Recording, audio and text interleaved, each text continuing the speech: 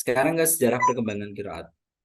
Sejarah perkembangan setelah melalui riwayat-riwayat hingga abad ke abad ketiga Hijriyah, muncullah di situ adalah Abu Ubaid Qasim bin Salam, ya, eh, salah satu tokoh-tokoh yang nanti sentral atau nanti dia menjadi pijakan ulama setelahnya untuk mengumpulkan qiraat ini. Ya, Abdul Qasim Ubaid bin Salam ini mengumpulkan paling tidak 25 macam qiraat. Ada di situ 25 macam qiraat. Dan setelahnya terus nanti muncul di era abad keempat, yaitu adalah Ibnu Mujahid. Yang ini nanti beliau adalah yang mempelopori dan membatasi qiraat menjadi 7 imam saja, yang diwakilkan dengan masing-masing negara besar waktu itu, ya, masing-masing kota besar.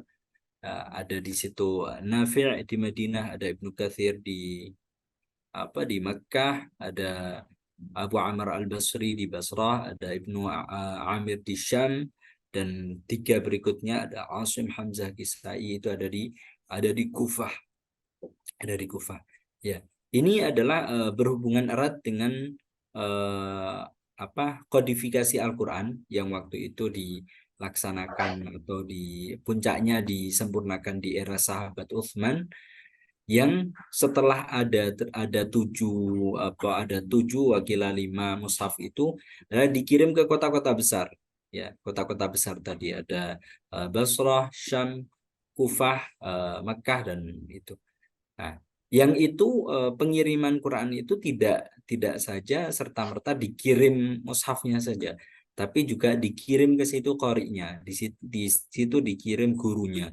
Tidak hanya dikirim mushafnya saja, tapi juga di situ dikirim gurunya. Nah, di puncak pelopor atau puncak pembatasan di qiraah sab'ah di era Ibnu Mujahid ini, eh, beliau diuntungkan karena beliau juga sebagai petinggi negara,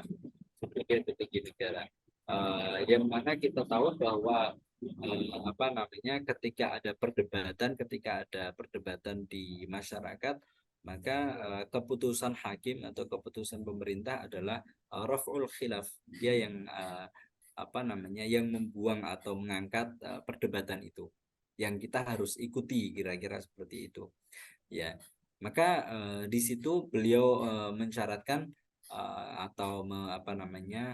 membatasi qiraat 7 itu bukan berarti beliau menafikan yang lain, tidak menafikan yang lain, asal dia memenuhi syarat, ya, yang nanti dijelaskan di belakang, memenuhi syarat, ya, dia bisa saja diterima sebagai qiraat sahih. Tapi dengan catatan itu tadi, memenuhi syarat tadi. Tapi ketika tidak memenuhi syarat, ya itu harus dikategorikan sebagai qiraah yang tidak memenuhi syarat, yang qiraah syadzah, gitu, ya. Maka di situ ada cerita di kitab As-Sab'ah itu, ada cerita bahwa ada seorang imam yang membaca dengan bacaan yang tidak sesuai dengan syarat itu, yang mana dia maka harus dihukum, ya, Imam Syannabud. Ya, beliau membaca di surat Al-Kahfi itu, apa namanya wa kana wara'ahum malikun ya'khudhu kulla safinatin ghasba, gitu, ya, bacaan kita kan seperti itu. Beliau membaca dengan wa kana amamahum malikun ya'khudhu kulla safinatin salihatin ghasba. Ya, ada dua hal yang beda di situ. Wa kana wara'ahum diganti amamahum. Kulla safinatin ghasba, ada sisipan di situ kulla safinatin salihatin ghasba. Nah, yang ini nanti adalah hubungannya, qiraah syadzah ini adalah majorat tafsir. Dia dipergunakan atau diberlakukan sebagai qiraat yang membantu penafsiran. Ya, kita tahu tentu kalau ada kapal yang baik dan ada kapal yang rusak, tentu yang diambil atau dirampas oleh para apa namanya para perompak, para petinggi waktu itu adalah yang safinatin shalihatin. Tapi itu ketika kita cari di qiraah yang sahihah tidak ada. Maka qiraah syadzah itu berlaku sebagai qiraah yang bisa menafsirkan itu dan banyak hal yang lain. Oke, setelah era Ibnu Mujahid ini nanti muncullah era apa namanya Abu Amr Ad-Dani yang wafat 444. Beliau yang apa namanya salah satu yang mendukung atau meneruskan perjuangan Imam Ibnu Mujahid ini. Beliau yang membuat mengkaidahkan itu dalam kitabnya At-Taisir fil Qiraatis Saba'. Ya, beliau mengkaidahkan itu dengan cara nazar atau dengan cara yang eksplanatif, ya, dengan cara apa namanya, oke, dengan cara yang deskriptif gitu ya. Dan itu nanti di apa dinazamkan oleh Imam Asy-Syatibi dengan nazamnya yang terkenal Hirzul Amani wa Juhud Tahani. Ada sekitar 1173 bait. Nah, setelah itu lama setelah itu baru baru nanti muncul kiroat kiroat tambahan baru, ya, yang nanti dipakemkan atau dipelopori oleh Imam Ibnul Jazari di 832 ya, di wafat di 832 Hijriah. Beliau menulis kitab An-Nashr fil Qiraatil Ashr, ya. Beliau menulis kiraat atau menulis 10 kiraat itu di An-Nashrnya, nanti di apa namanya dinazamkan di kitabnya Thaibatun Nashr, ya. Terus nanti karena Thaibah ini terlalu susah, maka beliau buat lagi muqaddimah, ya, muqaddimah Jazariyah yang apa yang ini ada lebih apa namanya lebih masyhur, ya, karena ini lebih mudah, lebih ringan gitu ya. Tapi ini adalah Muqaddimah Jazariyah ini adalah tajwid untuk qiraat yang masyhurah gitu. Qiraah yang apa yang kita pakai sehari-hari untuk hafaz. Ya, sama banyak hal yang karena karyanya terlalu terlalu berat, ya, maka orang baca mukaddimahnya saja seperti Muqaddimah Ibnu Khaldun gitu ya. Kitab. Oke, selanjutnya kita perlu tahu apa apa standar qiraat bisa diterima, apa standar qiraat dianggap sahih. Ya, ini di apa namanya dibuat oleh Makki Abi Thalib ya di abad keempat, bahwa qiraat bisa dianggap sahih ketika dia paling tidak memenuhi tiga hal, tiga kriteria. Pertama adalah sesuai dengan kaidah nahwu. Nah, mau nggak mau Al-Quran ini diturunkan dengan bahasa Arab, ya. Inna anzalnahu apa namanya? Kitabun unzila ilaikal bilisanin arabiyyin mubin misalnya, dan banyak yang lain. Nah, maka dia harus sesuai dengan kaidah kaidah nahwu. Tapi kesesuaian ini tidak disyaratkan apakah dia harus sesuai lughat yang fasih atau yang afsah, atau dia hanya salah satu lughat saja, hanya salah satu kaidah saja. Tidak harus kaidah yang masyhur misalnya. Ya, dia hanya yang penting sesuai dengan kaidah nahwu. Tidak harus ada dia afsah atau fasih atau masyhur, tidak harus seperti itu. Yang kedua adalah dia harus sesuai dengan Rasm Utsmani, sesuai dengan tulisan yang dibakukan pada era sahabat sahabat Utsman, Rasm Utsmani. Nah, kesesuaian ini adalah ada namanya kesesuaian yang tahqiqan, ya, kesesuaian tahqiq, dan kesesuaian yang apa namanya takdiran.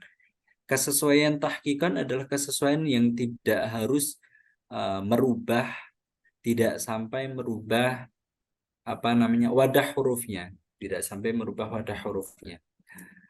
Contohnya wa ma Allahu bighafilin amma ta'malun. Ya. Ada yang baca dengan ya, wa ma Allahu bighafilin amma ya'malun. Nah, ini kan sesuai dengan Rasul secara hakiki, ya.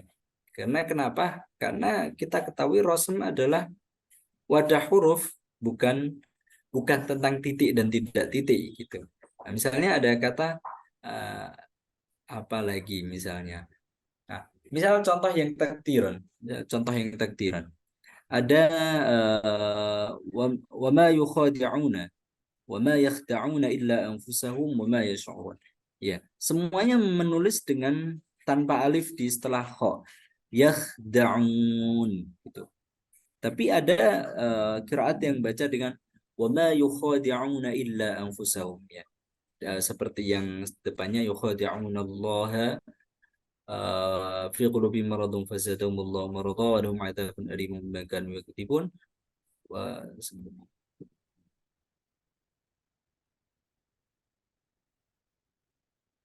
Ya, ada di situ ya. Ini agak gugup membaca ayatnya, lupa-lupa harus dipancing. Khatamallahu ala qulubihim wa ala sam'ihim wa ala absarihim ghishawatun wa lahum 'adzabun 'adzim wa minan nasi man yaqulu amanna birabbil yukhadi'una Allah walladzina amanu wa ma yakhda'un. Ya, kita baca dengan wa ma yakhda'un. Tapi ada yang baca dengan wa ma yukhadi'una illa anfusahum. Nah, ini adalah kesesuaian yang takdiran, ya. Tinggal ditakdirkan di atas kok ada harokat alif panjang, ya. Atau ada alif kecil yang di situ yang ditulis. Yang selanjutnya kesesuaian yang ketiga adalah dia harus sahih sanatnya, ya, harus sahih sanatnya, karena ini adalah ilmu tentang riwayah, ilmu tentang riwayah, ya. Bahkan ulama-ulama mutaakhirin, ya, termasuk di dalamnya ada apa namanya Ibnu Jazari dan seterusnya, itu malah tidak hanya cukup sahih, dia harus mutawatir, secara sanad.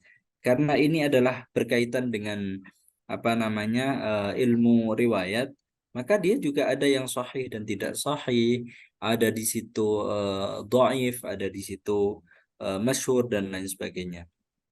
Oke. Kaidah ini nanti dinazamkan oleh Imam Ibnul Jazari di dalam salah satu nazamnya di Thaibatun Nashr, ya. Apa namanya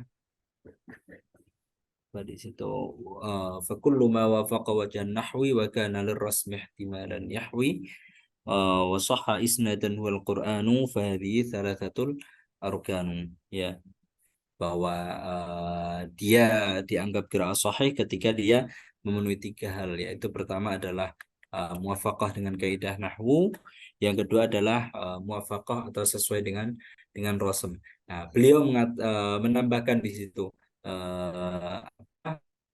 walau ihtimalan, ya, meskipun eh, kesesuaian ini adalah ihtimal, kira-kira begitu, ya, kira-kira terkandung di situ. Dan yang ketiga adalah yang sahih sanadnya. Selanjutnya ada macam-macam kiraat di situ, ya. Eh, ya, ada macam-macam kiraat di situ. Ini nanti kami minta maaf yang slide yang ke 5 6 kayaknya tidak ketulis, ya. Oke, semoga nanti bisa tetap dibaca. Slide ke-5. Oke, saya kirim di grup saja. Sudah dicoret-coret, cuman karena oke. Kiraat ini ada dua pembagian. Pertama adalah yang apa namanya berkaidah atau berdasarkan jumlah periwayatnya. Jumlah periwayatnya dia ada apakah diriwayatkan oleh apa namanya jumlah imamnya, ya. Eh, Ada tiga macam. Satu adalah qiraah sab'ah, dua qiraah asyrah, dan arba'ata asyar. Yang arba'ata asyar ini yang empat selanjutnya itu adalah yang kita kenal dengan qiraah syadzah, ya. Yang pertama adalah qiraah sab'ah, yaitu yang dibakukan oleh, ya, Ibnu Mujahid tadi, Dia hanya membakukan 7 imam, Ibnu Katsir, Abu Amr Ibnu Amir, ya, Asim, Hamzah dan Kisai.